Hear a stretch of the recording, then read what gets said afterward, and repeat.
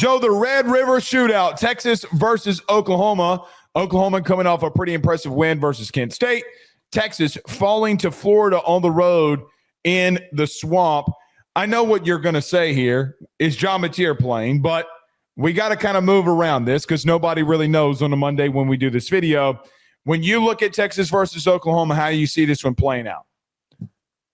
Blake, right now Texas is favored at -2.5 on FanDuel. And so crazy. I don't know how they are after the way that these two teams have played. Michael Hawkins steps in. He was a starter for a period of time last year. So this is not a completely new kid. And if anything, I have evidence of Michael Hawkins playing better than Arch has played so far in the same, basically the same amount of sample size of starts for these two kids. Besides that point, Blake, this game very, very, very simply is defined by which offensive line plays better. Very simple, because both teams have very talented defensive lines. Both teams have very talented front sevens that are aggressive and they're attacking. Right now, Oklahoma is 53rd in sacks allowed, 95th in tackles for loss allowed. They gave up 3 sacks against Kent State, a Kent State team that only had 4 sacks through the first 4 weeks. Insane. Inversely, yeah, I know, that's a crazy stat. Inversely, we watched the Texas offensive line implode against Florida. And I went back and watched that tape last night, and the 6 sacks look so much worse than I really realized they were from when I watched the game live. Like, I really think that Oklahoma is going to win this game. And it really all comes down to the fact that Brent Venables is in his bag. We talked about this. It was the greatest coaching adjustment of the offseason for him to decide that he wanted to call defensive plays. As soon as I saw that and that was announced, we talked about it, that was a green light for me to register this defense is going to be elite. I'm a big R. Mason Thomas fan. That whole unit is living through the identity of Brent Venables, the chaos creator. What we just saw Florida do, the success that they had, oh boy. I think that this Oklahoma team is going to get more than 6 sacks. Like, very, very simply, watching that damn Florida game back another time, the amount of pressure that came up the middle the second that Arch Manning had the ball in his hands, it was troubling. That's why I said last night, just for what it's worth, when we broke them down, Joe, why I didn't really give Arch a lot of hell. I mean, yeah. Did he make some bad decisions? Yeah, and no one's trying to say he didn't. Brother, the interior pressure on him was absolutely insane. To your point, Joe, this is the number 1 total defense in the country is Oklahoma. They're 5th in the country in defense and rush defense. They're number 1 on third down defensively, and it's not literally remotely close. Texas would have to go 12 for 12 against Oklahoma, and that be the ball game for them to fall outside of being first on third down. That's how dominant they've been defensively. Now, Joe, Oklahoma's played Michigan. They've played Auburn. They've played some teams who offensively have had a lot of struggles. They're going up against another one. I got to ask you a wild question. Is this the best one they've seen, though? Because I think Texas still can do some different things more than Auburn can.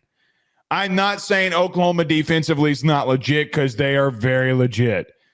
But I do wonder, I really do wonder if this is ironically the best offensive team that they've seen. Now, you can say, well, Michigan, and I wouldn't necessarily disagree, but you got a second-time starter, third-time starter in Bryce Underwood going into Norman. And I don't know how to quantify that. What I would say here is I do think that that FanDuel, and why people have asked that question, feel like Texas is going to respond at a high level. The question becomes here, too, does John Mateer play? Because if John Mateer plays, Joe, I got to be real with you. Automatic. It's all like, there's no even question Oklahoma wins if Mateer plays. There's no question. That's where my brain goes. Okay. And you're going to have to go throughout the week to see what, if he is, if he isn't, who knows? But this just smells like a massively horrible recipe for Texas. How do you respond after last weekend of what you did at Florida? It's not like Texas. It's not like Oklahoma has a worse defense of what you just saw on the road. By the way, I don't care what any Texas or Oklahoma fan tells me. I know you're playing in Dallas. This game's on the road again. You got to travel. So something tells me that because it smells so bad, Texas might find a way. I can't believe you're finding a way to you can't beat the Oklahoma hater allegations, Blake. Well, hold on. I didn't say I was picking them. I know. All I said was they might. So how would they? How would they? I'm with you on the offensive line. If Kent State can get that amount of pressure on you, John Mateer or no John Mateer, this Texas front seven is still this Texas front seven. And I do wonder if this game is a 10-13 point game, 13-10 in the fourth quarter, if Texas can't find a drive here. Joe, I think this one's low scoring. I am banging the under. Okay, yes. Obviously on that, we're taking the under for this game. I'm going to check what the under is in a quick second. Obviously on that, I think if Hawkins is playing, especially him taking the under in this game, Hawkins is not the same level of improviser as Mateer that he's able to outplay the poor offensive line performances. I think that if they're the one inkling of a possibility, inkling's a little negative. If Texas wins this game, the way that I see it happening is because Arch does what DJ Lagway just did to them. Is there a possibility in a world where we check out and we think this team's a mess, they can't do anything right, quarterback's not playing well, and then suddenly they do just enough to eke out a win? They get just one or two big plays because Sark realizes we got to start hot. We got to really, really funnel all of our attention into this game. Otherwise, everyone is going to really start putting the heat on us. But here's just the real important thing that I'm going to continue to harp on. I think that as good as Texas's defense has been, Oklahoma's defense is better. Oh, I agree with that. There's no doubt about it. Without a doubt. And I think that they're going to be able to completely smother this Oklahoma or this Texas offensive line. I think that they're going to get completely after him. I think Arch has not responded well to pressure, and more importantly, going up against a defensive coordinator who thrives on creating panic in the minds of the quarterbacks that he's facing. I am very fearful what is going to happen to Arch in this game. I think that it is going to be a tough day, and I think that he is going to have a lot of pressure. He is going to need to go Superman mode to get away from pressure, and they're going to need to find their non-existent run game. Otherwise, it absolutely will be a long day for Texas. Don't think it's going to be a blowout, but I think that Oklahoma is going to be able to do enough to win a close, very, very low-scoring game. I have a very strong feeling that this is going to be an ugly game with a lot of turnovers and a lot of mistakes, a whole lot of defense. The one team that makes the least amount of mistakes wins, plain and simple.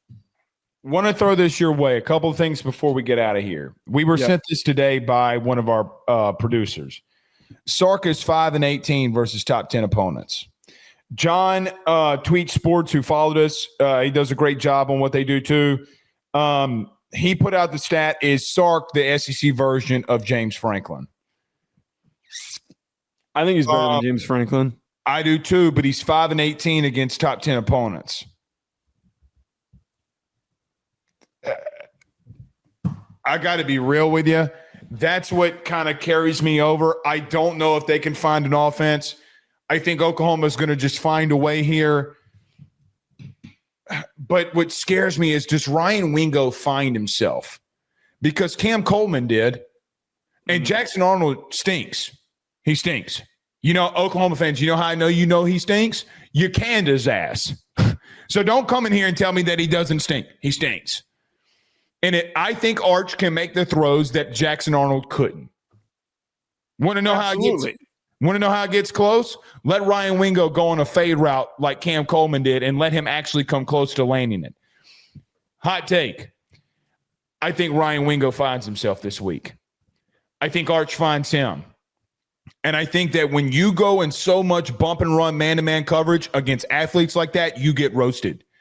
I think that is what's going to help Texas in a rivalry situation, but I just don't know if they're going to, like you said, find a running game, nor do they even want to try. Against Florida, they didn't even try. And Joe, you have one of the top run defenses in the country. It's not like you can find it. So I'm going to go Oklahoma with you here, even without John Mateer.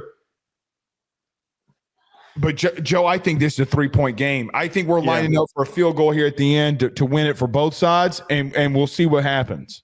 I'm taking on FanDuel Oklahoma money line at plus 125, and I'm taking the under at minus 115 odds, 42.5 points. I think it's going to be low scoring. They ain't scoring. There's going to be 4 turnovers combined between these two teams. If there's a prop bet for that, I wonder if I can get a prop bet on that. They ain't nobody scoring 40. They ain't combined scoring 40. Watch both teams score 40 plus. I know that, like, with our luck, that everyone just unloads the clip, and who knows. It sucks that this game could have totally been Mateer versus Arch, and it could have been like a real shootout. And here we are. Look, we still might get it. Who knows?